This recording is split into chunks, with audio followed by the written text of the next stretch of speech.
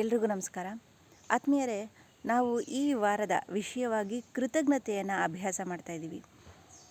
ಈ ದಿನ ನಿಮಗೊಂದು ಕಥೆಯನ್ನು ಹೇಳೋದಕ್ಕಾಗಿ ಬಂದೀನಿ. ಆತ್ಮೀಯರೇ, ಒಮ್ಮೆ ಒಬ್ಬ ಶ್ರೀಮಂತ ವ್ಯಕ್ತಿಗೆ ಅನಾರೋಗ್ಯದ ಸಮಸ್ಯೆ ಕಾಡುತ್ತೆ. ಅವರನ್ನು ಒಂದು ಆಸ್ಪತ್ರೆಗೆ ಸೇರಿಸಲಾಗತ್ತೆ. ಆಸ್ಪತ್ರೆ ಬಿಲ್ಲು ತುಂಬಾ ಹೆಚ್ಚಾಗಿ ಬರುತ್ತೆ. ವೆಂಟಿಲೇಟರಲ್ಲಿ ಕೂಡ ಅವ್ರನ್ನ ಇಟ್ಟಿರ್ತಾರೆ, ಆದರೆ ಸಂಪೂರ್ಣವಾಗಿ ಗುಣವಾಗ್ತಾರೆ. ಆನಂತರದಲ್ಲಿ ಅವರನ್ನು ಮಾತಾಡಿಸಿದಾಗ ಅವರಲ್ಲಿರುವಂತಹ ಖಿನ್ನತೆ, ಹತಾಶೆಯನ್ನು ಗಮನಿಸಿ ಅವರ ಆತ್ಮೀಯರು, ವೈದ್ಯರು ಎಲ್ಲರೂ ಅವರಿಗೆ ಧೈರ್ಯವನ್ನು ಹೇಳ್ತಾರೆ. ಈಗ ನೀವು ಔಟ್ ಆಫ್ ಡೇಂಜರ್, ಯಾವುದೇ ರೀತಿಯ ಅಪಾಯ ಇಲ್ಲ, ನೀವು ಹುಷಾರಾಗಿದ್ದೀರಾ ಅಂತ. ಖುಷಿ ಪಡೋದಕ್ಕೆ ಬದಲಾಗಿ ಯಾಕೆ ಇಷ್ಟೊಂದು ಬೇಸರದಲ್ಲಿದ್ದೀರಾ ಅಂತ ಕೇಳಿದಾಗ ಅವರೊಂದು ಮಾತನ್ನು ಹೇಳ್ತಾರೆ.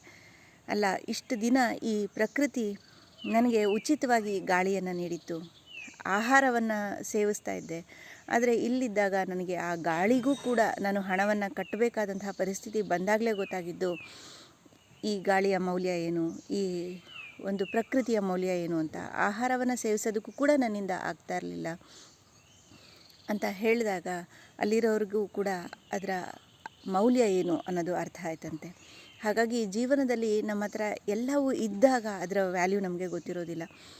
ನಮ್ಮ ದೇಹದ ಅಂಗಾಂಗಗಳೇ ಇರಬಹುದು, ಅಥವಾ ಈ ಪ್ರಕೃತಿ ನೀಡಿರುವಂತಹ ಆಹಾರನೇ ಇರಬಹುದು. ಅನೇಕರಿಗೆ ಆಹಾರವನ್ನು ಸೇವಿಸೋದಕ್ಕೂ ಕೂಡ ಅವಕಾಶ ಇಲ್ಲದೆ ಹೋಗಿಬಿಟ್ಟಿರುತ್ತೆ. ಕೊನೆಯಲ್ಲಿ ಮಾತಾಡೋದಕ್ಕೆ ಕೂಡ ಆಗಿರೋದಿಲ್ಲ, ಕಿವಿ ಕೇಳಿಸೋದಿಲ್ಲ, ಕಾಣೋದಿಲ್ಲ. ಹೀಗೆ ನಾವು ಇರುವಾಗ ನಾವು ನಮ್ಮ ಭಗವಂತನಿಗೆ ಇದೆಲ್ಲವನ್ನು ನೀಡಿರೋದಕ್ಕಾಗಿ ಧನ್ಯವಾದಗಳನ್ನು ಹೇಳೋಣ.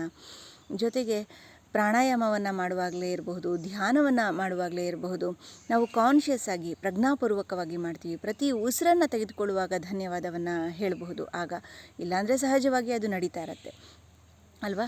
ಹಾಗಾಗಿ ಆಹಾರವನ್ನು ತಿನ್ನುವಾಗ ಕೂಡ ಅಷ್ಟೇ, ಒಂದೊಂದು ತುತ್ತನ್ನು ತಿನ್ನುವಾಗ ಕೂಡ ಮೈಂಡ್ಫುಲ್ ಈಟಿಂಗ್ ಅಂತ ಹೇಳ್ತೀವಿ. ನೀವು ಈ ಮೈಂಡ್ಫುಲ್ ಈಟಿಂಗ್ನ ಅಭ್ಯಾಸ ಮಾಡಿದ್ದೇ ಆಯಿತು ಅಂದರೆ, ಯಾರಿಗೆಲ್ಲ ಸಣ್ಣ ಆಗಬೇಕು, ವೆಯ್ಟ್ ಲಾಸ್ ಮಾಡ್ಕೋಬೇಕು ಅನ್ನುವಂತಹ ಆಸೆ ಇದೆಯೋ ಅವ್ರಿಗೂ ಕೂಡ ಅದರಿಂದ ಪ್ರಯೋಜನ ಆಗುತ್ತೆ. ಗಮನಿಸಿ, ಇದೆಲ್ಲವನ್ನು ಮೈಂಡ್ಫುಲ್ ಅಂತ ಹೇಳ್ತೀವಿ. ಗ್ರ್ಯಾಟಿಟ್ಯೂಡ್ ಅರ್ಪಿಸುವಂತಹ ಅಭ್ಯಾಸ ಕೂಡ ನಾವು ಆ ವಿಚಾರದ ಕಡೆಗೆ ಫೋಕಸ್ಡ್ ಆಗೋದಕ್ಕೆ ಅಷ್ಟೇ.